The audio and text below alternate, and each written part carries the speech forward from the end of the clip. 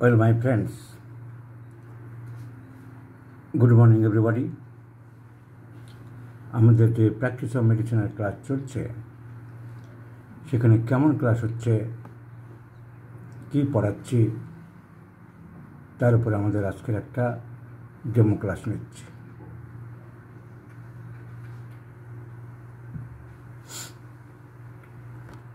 আমরা anatomy, physiology, practice of medicine প্রত্যেকটার একটা সিস্টেম আছে। ডাইজেস্টিভ সিস্টেম, রেসপিরেটরি সিস্টেম,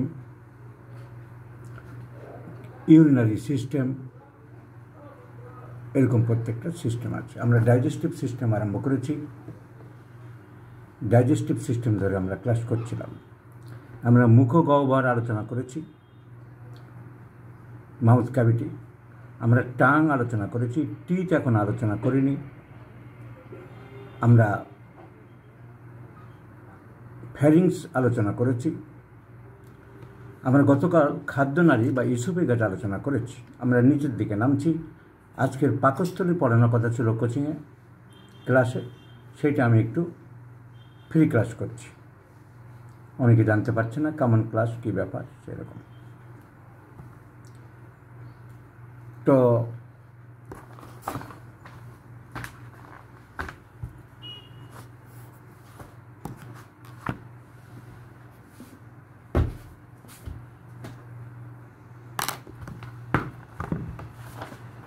পাকস্থলী আমরা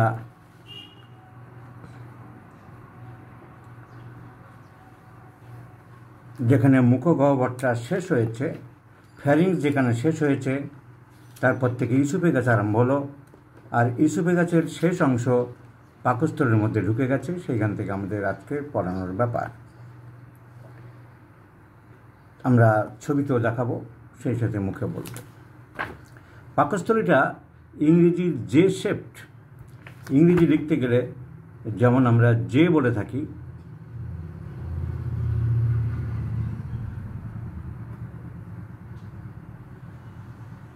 কতটা জে শেপটের মতো লাগে।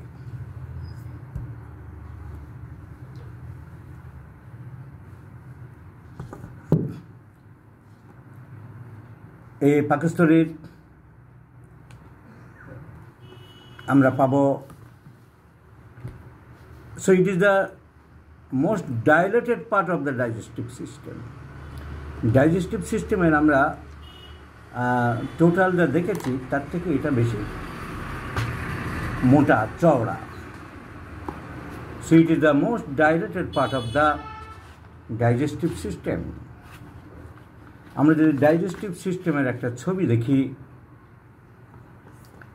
ডাইজেস্টিভ সিস্টেমের একটা ছবি যদি আমরা দেখি, তাহলে দেখব যে পাকস্থলীটা হচ্ছে সবথেকে বেশি চওড়া পার্ট।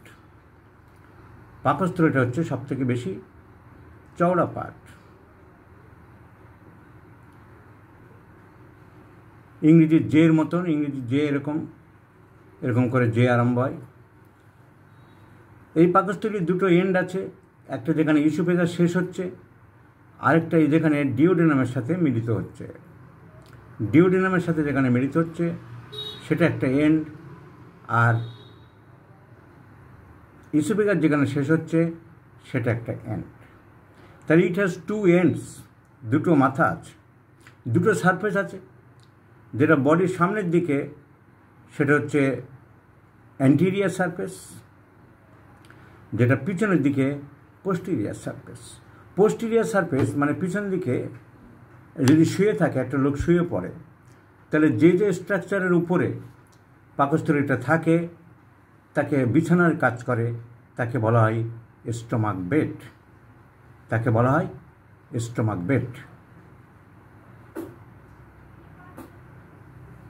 তাকে বলা হয় স্টোমাক বেড। তাহলে stomach is the most dilated part of the digestive system. It has two ends.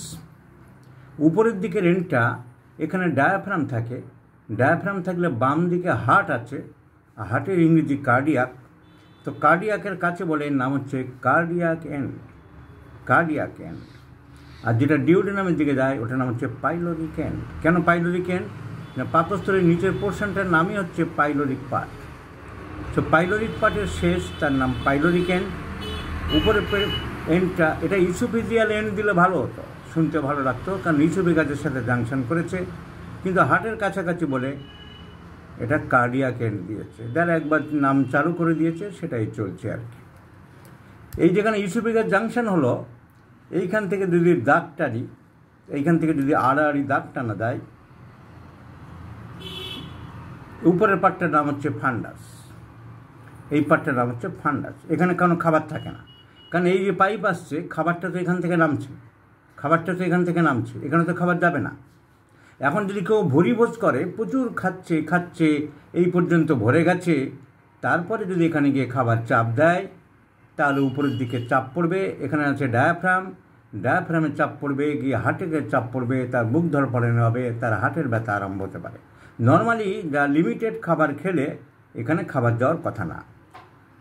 X ray করে দেখা গেছে এখানে শুধু গ্যাস থাকে, এয়ার বাবেল থাকে, গ্যাস। মাঝখানের পার্টটার নাম হচ্ছে body, body of the stomach. এটা হচ্ছে মেন পার্ট, এখানে খাবারটা থাকে। এখানে মাঝখানে এখানে সব ভাঁজ করা দাগ দাগ থাকে, দাগ দাগ থাকে, তাকে বলা হয় রাক্স, ফোর্স থাকে। অনেক সময় পদ্মা নদী বা বড় নদীতে অনেকে লক্ষ্য করলে দেখতে পাবে জলের মাঝখানে চড়া পড়ে গেছে, মাঝখানে চড়া পড়ে গেছে, কোনো একটা সাইডে খালের মতন ছোট্ট ক্যানেল হয়ে গেছে, সেখান থেকে জল প্রবাহিত হচ্ছে। তা পাকস্থলীতে এরকম দুই দিকে মোটা, আর এই দিকটায়, ভিতরের দিকটায় এরকম একটা ছোট্ট ক্যানেল মতো আছে, ওইখান দিয়ে খাবারটা যায়। যদি 3 ভাগে, এই বডিটাকে 3 ভাগে ভাগ করি, 2 ভাগ এদিকে বাম দিকে, 1 ভাগ ডান দিকে থাকে, তাহলে খাবারটা এইখান দিয়ে যাতায়াত করে। আর যেদিকে যে শেপ, যেটা যেদিকে ডান দিকটা কার্ভ হয়ে গেছে, ছোট কার্ভ, আর বাম দিকে বড় কার্ভ। বড় কার্ভের নাম হচ্ছে গ্রেটার কার্ভ, ছোট কার্ভের নাম হচ্ছে lesser curve. So greater curvature বলা হয়, কার্ভ থেকে কার্ভেচার। সো দুই দিকে দুটো বর্ডার আছে, একটা গ্রেটার কার্ভেচার, একটা লেসার কার্ভেচার। দুটো এন্ড আছে, একটা কার্ডিয়াক এন্ড, একটা পাইলোরিক এন্ড। দুটো সারফেস আছে, একটা অ্যান্টিরিয়ার সারফেস, একটা পোস্টিরিয়ার সারফেস। এইটুকু আমরা জানলাম।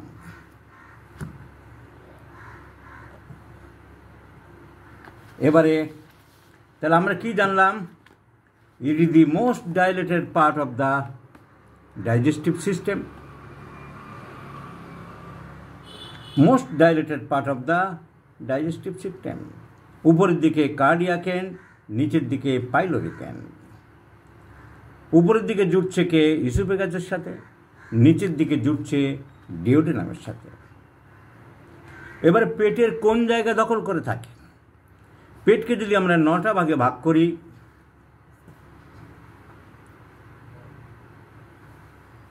যারা অ্যানাটমি ফিজিওলজি পড়েছে তারা জানে যে 9টা রিজিয়নে ভাগ করা হয়। এই মিড ক্লাভিকেল, দুই দিকের ক্লাভিকেলের মাঝখান থেকে দুটো দাগ টানা হয়, আর এদিকে থোরাসিক 1-2 লেভেল থেকে একটা দাগ টানা হয়, আর লাম্বার 4-5 মাঝখান থেকে একটা দাগ টানা হয়।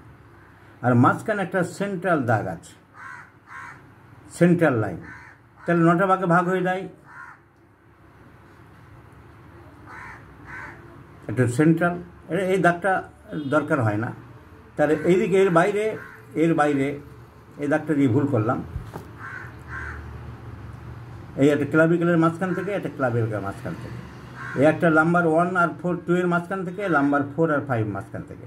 তাহলে এই ডান দিকের নাম হচ্ছে রাইট হাইপোকন্ড্রিয়াক, এদিকের নাম হচ্ছে লেফট হাইপোকন্ড্রিয়াক, এটার নাম হচ্ছে এপিগ্যাস্ট্রিক,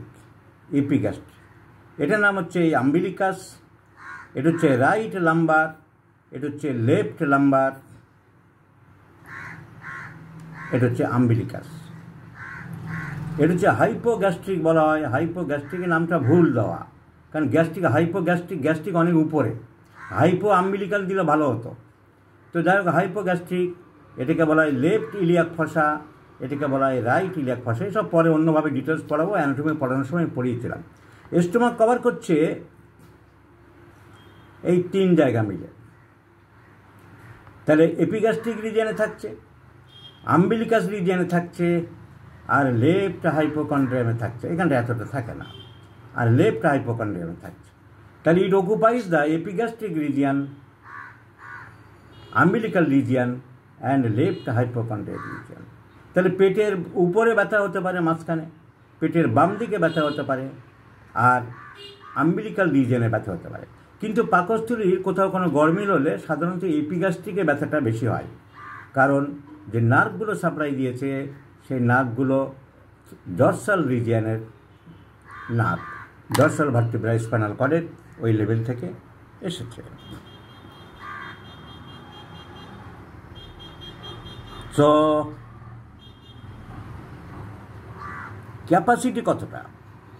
একটা ছোটো বাচ্চা যখন জন্মায় তার ক্যাপাসিটি থাকে 30 মিলিলিটার, 30 মিলিলিটার বা 1 আউন্সের বেশি দুধ তার মধ্যে থাকে না। বড় হলে যত একটা পূর্ণবয়স্ক মানুষ 2 থেকে 3 লিটার খাবার জমা রাখতে পারে, 2 থেকে 3 লিটার খাবার জমা রাখতে পারে। ছোটো বাচ্চার ক্ষেত্রে 1 আউন্স 30 মিলিলিটার, আস্তে আস্তে বেড়ে যায়। তাহলে পার্টসগুলো আমি বললাম, একদম উপরে পার্টটা ফান্ডাস, মাঝখানে বডি, আর নিচে হচ্ছে পাইলোরিক পার্ট। পাইলোরিক পার্টের মধ্যে সরু হয়ে গেছে বলে ওইটাকে বলা হয় পাইলোরিক অ্যান্ট্রাম, পাইলোরিক অ্যান্ট্রাম।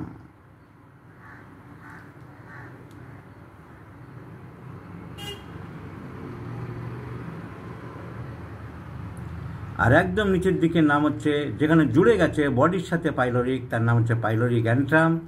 আর আরও নিচের দিকে পাইলোরিক ক্যানেল, আর যেখানে শেষ হয়ে গেছে পাইলোরাস। আমি ছবিটা দেখিয়ে দিচ্ছি একবার।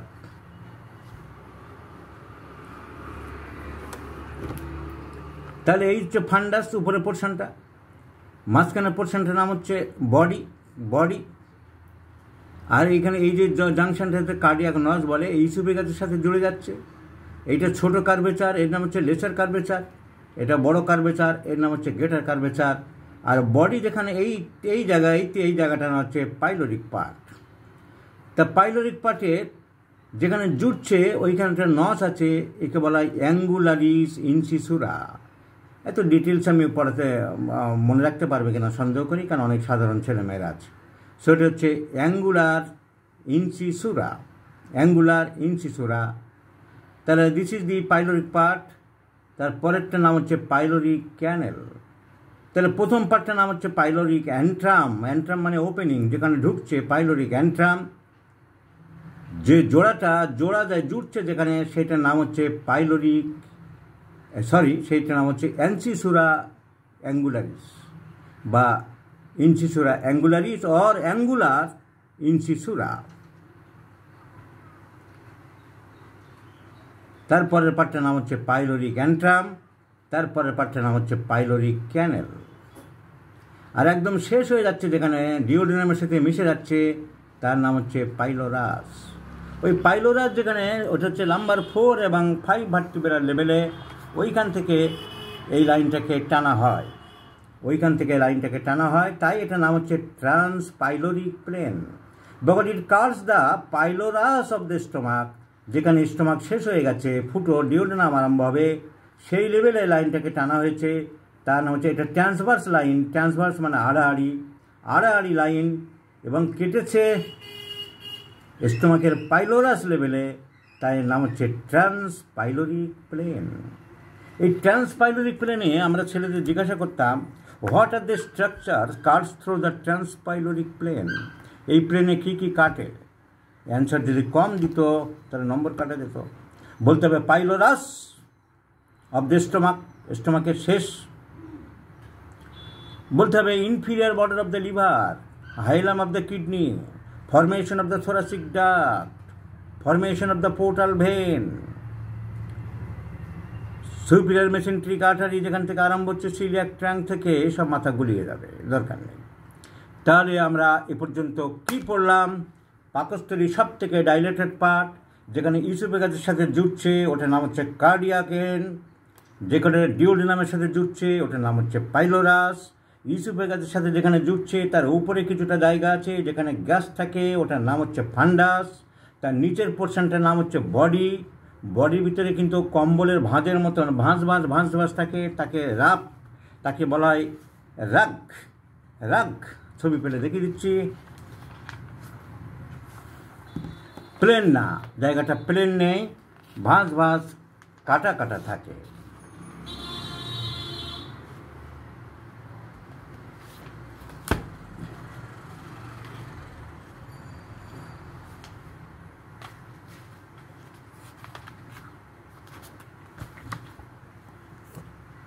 সো ভিতরে এরকম রাগেটস থাকে, রাগস, একে বলা হয় রাগ, খাঁজ কাটা। আর এই দিকে খাবারটা নামে, খাবারটা কিন্তু নিচের দিক দিয়ে নামে, এই দিক দিয়ে নামে, এই দিক দিয়ে মেনলি নামে। তাই এই দিক দিয়ে বেশি নামে বলে এই দিকে হাইড্রোক্লোরিক অ্যাসিড বেশি সিক্রেশন হয়, এই জায়গাটার নাম হচ্ছে এইখানে। তাই গ্যাস্ট্রিক আলসারটা বেশি হয়। তাহলে আলসার কোথায় বেশি হয়? নিয়ার দ্য লেসার কার্ভেচার, এখান থেকে আলসারটা বেশি হয়, কারণ এখানে হাইড্রোক্লোরিক অ্যাসিড বেশি সিক্রেশন হয়। তাহলে this is the anatomy of the stomach. এর ফিজিওলজি কি? এর ফিজিওলজি হচ্ছে গ্যাস্ট্রিক জুস সিক্রেশন করে।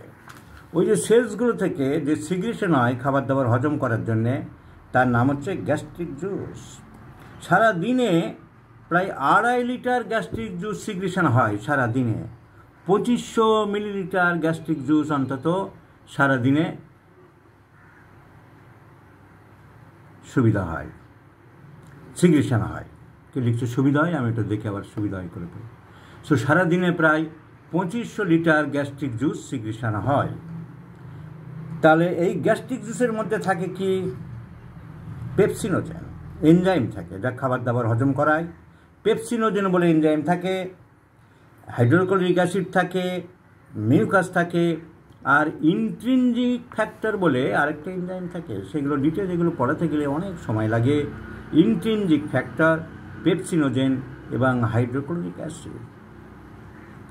হাইড্রোক্লোরিক অ্যাসিড কোত্থেকে সিক্রেশন হয়? হাইড্রোক্লোরিক অ্যাসিড সিক্রেশন হয় প্যারাইটাল সেলস। এক ধরনের সেলস থাকে ওখানে যাদের বলা হয় প্যারাইটাল সেলস। তো প্যারাইটাল সেলস থেকে ওগুলো সিক্রেশন হয়। এই হাইড্রোক্লোরিক অ্যাসিডের ফাংশন কি? এটা পেপসিনোজেন এনজাইমটাকে পেপসিনে কনভার্ট করে। পেপসিনোজেন এনজাইমটাকে পেপসিনে কনভার্ট করে, পেপসিনোজেন এনজাইমটাকে পেপসিনে কনভার্ট করে। আরও অ্যান্টিসেপটিক, অ্যান্টিব্যাকটেরিয়াল কাজ আছে। এই মেকানিজম, হাইড্রোক্লোরিক অ্যাসিড সিক্রেশন হয় কী করে, এর বিশাল মেকানিজম আছে। সে মেকানিজম পড়তে গেলে তো একটা ক্লাস লাগবে, বায়োকেমিস্ট্রি পড়াতে হবে। শুধু জেনে রাখতে হবে 1957 সালে ড্যাভেনপোর্ট বলে একটা ফিজিওলজিস্ট আবিষ্কার করেছিল এই হাইড্রোক্লোরিক অ্যাসিড সিক্রেশন হয়ে কীভাবে বিভিন্ন প্রসেসের মধ্যে দিয়ে খাবার দাবারকে হজম করে। সো হাইড্রোক্লোরিক অ্যাসিড কী করে সিক্রেশন হয়, কোন সেল থেকে হয়? প্যারাইটাল সেলস থেকে হয়। কীভাবে হোল প্রসেসটা হয় তার একটা অনেক নিয়ম কানুন আছে, সেগুলো বোঝাতে গেলে অনেক টাইম লাগবে। ফিজিক্যাল বায়োকেমিস্ট্রি দিয়ে বোঝাতে হবে। কার্বনিক, অ্যানহাইড্রেট, এই সমস্ত সব আছে। কীভাবে গ্যাস হয়, কীভাবে কী হয়, সেটার মধ্যে আমি ঢুকবো না।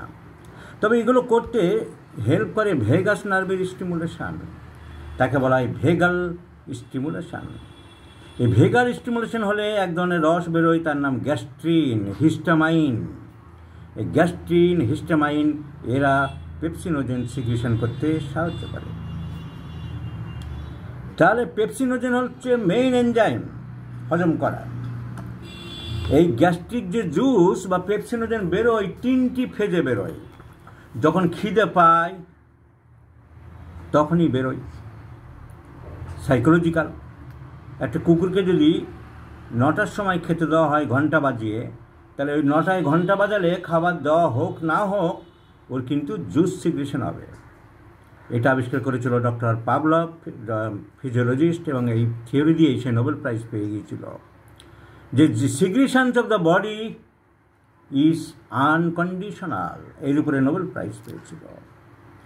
তাহলে একটা হচ্ছে সাইকিক ফেস, ঠিক টাইমে খাবার দাবার দেখলে বা খাওয়ার সময় হলে জুস সিগ্রেশন হবে। একটা হচ্ছে খাবার যখন ঢুকেছে ভিতরে তখন তাকে বলা হয় সেফালিক ফেস, তখন কিছুটা এনজাইম সিগ্রেশন হবে। সো সাইকিক ফেস আর সেফালিক ফেস। একটা হচ্ছে গ্যাস্ট্রিক ফেস, যখন খাবার ঢুকছে তখন সিগ্রেশন হচ্ছে, হাইড্রোক্লোরিক অ্যাসিড সিগ্রেশন বেশি হচ্ছে। আরেকটা হচ্ছে ইন্টেস্টিনাল ফেস, খাবার যখন ডিউওডেনাম দিয়ে ইন্টেস্টিনের মধ্যে ঢুকছে তখনও পাকস্থলী কিছুটা রস বের করে তরল পদার্থের ধর্ম নিচের দিকে যাওয়ার ও বের করে দিচ্ছে। এইটা হচ্ছে সংক্ষেপে ফিজিওলজি অফ স্টমাক। তাহলে সংক্ষেপে অ্যানাটমি আমরা পড়লাম, ফিজিওলজি পড়লাম, সংক্ষেপে আমরা অ্যানাটমি পড়লাম, ফিজিওলজি পড়লাম। এবার হচ্ছে ডিজিজ, প্র্যাকটিস অফ মেডিসিন। আমি একটু সংক্ষেপেই বলছি, খুব বেশি বলতে চাইছি না। মেন কি ডিজিজগুলো আমরা পাই? গ্যাস্ট্রাইটিস পাই নানা রকম খাবার দাবার খেয়ে, যখন বিয়েবাড়ির খাবার বা এইদিকে খেয়ে এদিক ওদিক খেয়ে হজমের গণ্ডগোল হয় তখন আমাদের গ্যাস্ট্রাইটিস হতে পারে। So gastritis are two types, acute gastritis and chronic gastritis. Gastritis are two types, acute gastritis and chronic gastritis. Acute gastritis মানে হচ্ছে ইনফ্লামেশন অফ দ্য স্টমাক, একটা ডিসকমফোর্টনেস, একটা অস্বস্তি। কোন জায়গাটা বেশি হবে? আমি বলেছিলাম যে পেটের পাকস্থলীর কোনো কিছু বেশি ডিস্টার্ব হলে এপিগ্যাস্ট্রিক রিজিয়নে হবে, epigastric. So there is epigastric discomfortness হবে। So there is epigastric discomfortness. খিদে কমে যাবে কয়েকদিনের জন্যে, লস অফ অ্যাপিটাইট, বমির ভাব হয়, নশিয়া অ্যান্ড ভমিটিং হতে পারে। On examination, epigastric tenderness. On examination, there is epigastric tenderness.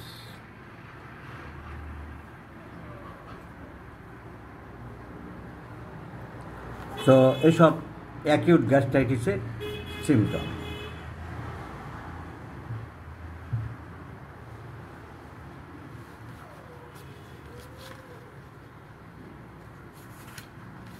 Chronic gastritis, acute gastritis যখন সারল না, অনেক দিন ধরে চলছে, কোনো ট্রিটমেন্ট হলো না, তখন ক্রনিক গ্যাস্ট্রাইটিস হতে পারে।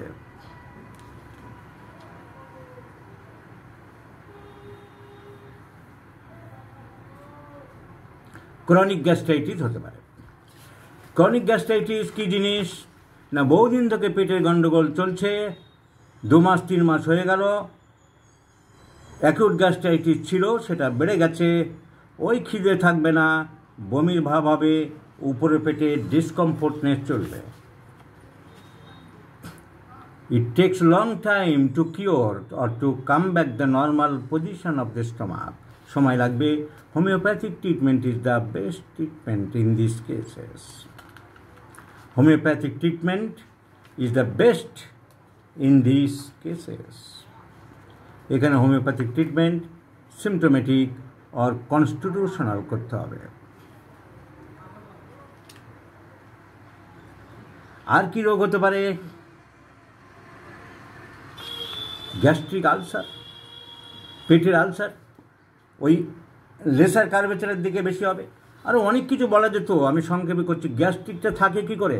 ওই লিগামেন্ট আছে, একটা ডায়াফ্রামের সাথে বাঁধা আছে গ্যাস্ট্রোফ্রেনিক লিগামেন্ট, একটা স্প্লিনের সাথে বাঁধা আছে গ্যাস্ট্রোস্পিনিক লিগামেন্ট, আর পাকস্থলীর 2 দিকে ফ্যাট দিয়ে বাঁধা আছে যার নাম ওমেন্টাম। লেসার কার্ভেচারের দিকের নাম হচ্ছে লেসার ওমেন্টাম, আর গ্রেটার কার্ভেচারের দিকে নাম হচ্ছে গ্রেটার ওমেন্টাম। ওমেন্টামের একটা ছবি দেখিয়ে দিচ্ছি আমি। So this is known as lesser omentum fat, this is known as greater omentum. So these are called omentums. তাহলে আমরা পাবো chronic gastritis, gastric outlet obstruction পেতে পারে। খাবার দাবার ওই পাইলোরাসের ওখানে গিয়ে আটকে যাচ্ছে, এখান থেকে খাবার নামতে পারছে না, এইখানে টিউমার হয়েছে, গ্রোথ হয়েছে বা চেপটে আছে, কনজেনিটাল, জন্মগতভাবে এই মুখটা খোলেনি ঠিক মতো ডিওড্রামের কাছে, তাহলে পাকস্থলী থেকে খাবার যেতে পারছে না। তাহলে এটা কোথায়? এটা গ্যাস্ট্রিক থেকে বেরোনোর জায়গা, বেরোনোর জায়গাকে আমরা বলি আউটলেট, আর বাধা হচ্ছে তার ইংরেজি হচ্ছে অবস্ট্রাকশান। আর কার জায়গাটা, টোটাল জায়গাটার মালিককে gastric. So gastric outlet obstruction. Gastric outlet obstruction হতে পারে, বাচ্চাদের কনজেনিটাল হতে পারে। এর আরেক নাম হচ্ছে পাইলোরিক স্টেনোসিস। এর আরেক নাম হচ্ছে পাইলোরিক স্টেনোসিস, কারণ স্টেনোসিস মানে শক্ত হয়ে গেছে, পাইলোরিক স্টেনোসিস, খাবার দাবার নামতে পারছে না। Vomiting of the undigested food particles is the first symptom, কারণ খাবার রয়ে যাচ্ছে, খাবার নিচের দিকে যেতে পারছে না, খাবার উপরের দিকে চাপ দিচ্ছে, বমি হয়ে যাচ্ছে এবং খাবার পচে গন্ধ হয়ে যাচ্ছে, পচা খাবার। So vomiting contents undigested food particles usually occur half an hour after the meal and the vomitage is very very offensive. এরকম হলে পাকস্থলীটা লাফাতে আরম্ভ করবে, আর পাকস্থলীটা লাফাতে আরম্ভ করলে উপরে এরকম পেটটা কাঁপবে, তাকে বলা হয় পেরিস্টালসিস। তার একটা ভিজিবল পেরিস্টালসিস আর পেরিস্টালটিক ওয়েভ দেখা যাবে। এটা হচ্ছে গ্যাস্ট্রিক আউটলেট অবস্ট্রাকশন। এটা হচ্ছে গ্যাস্ট্রিক আউটলেট অবস্ট্রাকশন। তাহলে আমরা পাকস্থলীতে অ্যাকুট গ্যাস্ট্রাইটিস পেলাম, ক্রনিক গ্যাস্ট্রাইটিস পেলাম, একটা পেলাম গ্যাস্ট্রিক আউটলেট অবস্ট্রাকশন। আলসার হতে পারে, পাকস্থলীর লেসার কার্ভেচারে আলসার হতে পারে। আলসারে খাবার পড়লে, খাবার যখন পাকস্থলীতে নামছে আলসারের উপরে পড়লেই ব্যথা হবে, তো খেলেই ব্যথা আরম্ভ হবে, গ্যাস্ট্রিক আলসার। অ্যালোপ্যাথিক ওষুধ, পেন কিলার বহুদিন খেলেই গ্যাস্ট্রিক আলসার হতে পারে। আর ইডিওপ্যাথিক কোনো কারণ ছাড়াই এই স্পাইলোরাই ব্যাসিলাস বলে একটা ব্যাসিলাস যে থাকে পাকস্থলীর মধ্যে, এই স্পাইলোরাই ব্যাসিলাস বেশি পাকস্থলীর মধ্যে লাফালাফি করলে, বেশি জন্মালে গ্যাস্ট্রিক আলসার হতে পারে। আবার ডিওডিনামে গিয়ে পাকস্থলীর নিচের পাটেও ব্যথা হতে পারে, আলসার হতে পারে। দুটো আলসার যদি কোনটা ধরা যাচ্ছে না, তখন দুটো আলসারকে আমরা একসাথে বলি পেপটিক আলসার। সো আলসার কোথায় বুঝতে পারছি না, পাকস্থলী কি স্টোমাক কি ডিওডিনামে, তাকে বলছি আমরা peptic ulcer. Peptic ulcer is divided into two parts, gastric ulcer and duodenal ulcer. So pain in the epigastric region, যা কিছু হবে স্টোমাকের, আমি বলেছি উপরের দিকে ব্যথা হবে, নিচের দিকে ব্যথা হবে না। এপিগ্যাস্ট্রিক রিজনে ব্যথা হবে, ঢেকুর উঠবে, বেলচিং, ভমিটিং, বমি করবে, এই সমস্ত থাকবে, খিদে কমে যাবে। ইফ নট ট্রিটেড প্রপারলি, যদি ঠিকমতো না সারানো যায় তাহলে ক্যান্সারের দিকে চলে যেতে পারে এবং ক্যান্সার ডেভেলপ করতে পারে, ক্যান্সার অফ দ্য স্টোমাক হতে পারে। বেশিরভাগ ক্ষেত্রে দেখা গেছে এটা পুরুষদেরই বেশি হয়। So cancer of the stomach is common mainly in males and blood group A. যাদের ব্লাড গ্রুপ এ তাদেরই বেশি দেখা গেছে এবং সাধারণত বয়স 50-এর উপরে গেলে তবে তারা এই রোগে সাফার হতে পারে। আগের হিস্ট্রিতে দেখা যাবে হোটেলে প্রচুর খেয়েছে, প্রচুর রিচ ফুড খেত, প্রচুর পরিমাণে লবণ খেত, প্রচুর লবণ খেলেও এটা হতে পারে। এক্সেস মিট, প্রচুর মাংস খেয়েছে, রেড মিট খেয়েছে, স্পেশালি বিফ অ্যান্ড পর্ক, শুয়োরের মাংস বা গরুর মাংস প্রচুর পরিমাণে খেয়েছে।